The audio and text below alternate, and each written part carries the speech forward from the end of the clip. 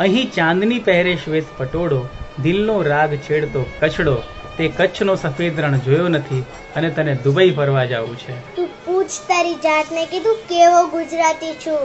અહીં તુલસી ને શ્યામના લગ્ન થયા, અહીં જે આવ્યા શાંતિમાં મગ્ન થયા, તે માધવપુરનો દરિયો જોયો નથી, તને ગોવા ફરવા જવું છે. તું પૂછ તારી જાતને કે તું કેવો ગુજરાતી છું.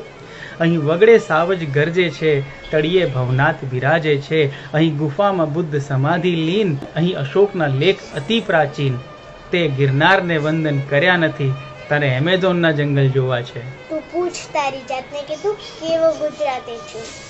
તે સ્ટેચ્યુ ઓફ યુનિટી જોયું નથી, તારે સ્ટેચ્યુ ઓફ લિબર્ટી જોવું છે.